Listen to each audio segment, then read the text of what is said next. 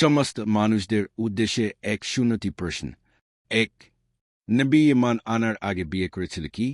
2. নবী লম্বা সময় ইমানের কাজ করার পর বিয়ে করেছিল কি? 3. নবী ইমানের কাজ করার জন্য বিয়ে করেছিল কি? 4. নবী ইমানের কাজ করতে গিয়ে বিয়ে করেছিল কি? 5. নবী ইমানের কাজ কিভাবে করত সে কাজ কি? 6. নবী ইমানের কাজ করে বিয়ে করেছিল কি? 7. নবী ইমানের কাজ করা ছাড়া বিয়ে করেছিল কি? 8. নবী কোন কাজ লম্বা সময় করে বিয়ে করেছিল সে কাজ কি? 9. নবী লম্বা সময় ইমানের কাজ করেছিল সে কাজ কি? 1-0 নবী ইমানের কাজ লম্বা সময় করেছিল সে কাজ কি? নতুন কোরআন শরীফের আয়াত। সমস্ত মানুষের উদ্দেশ্যে 1-0টি প্রশ্ন। 1. নবী কালেমা দাওয়াত লম্বা সময় দিয়েছিল, এই দলিল কি কোরআন শরীফের, না এই দলিল কি? 2. নবী কালেমা দাওয়াত লম্বা সময় দেওয়ার পর ঈমান স্থায়ী হয়েছিল, এই দলিল কি কোরআন শরীফের, না এই দলিল কি? 3.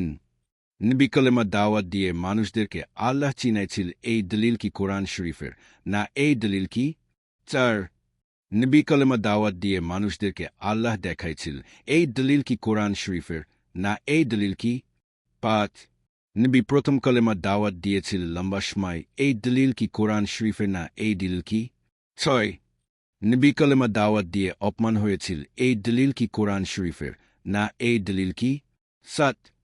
নবী ও সাহাবীরা লম্বা সময় কালেমা দাওয়াত দেওয়ার পর বিশ্বাস স্থায়ী হয়েছিল, এই দলিল কি কোরআন শরীফের, না এই দলিল কি? 8. নবী কালেমা দাওয়াত লম্বা সময় দেওয়ার পর রুকু সিজদা দিয়েছিল, এই দলিল কি কোরআন শরীফের, না এই দলিল কি? 9. নবী প্রথম কাজ কালেমা দাওয়াত লম্বা সময় দিয়েছিল, এই দলিল কি কোরআন শরীফের, না এই দলিল কি?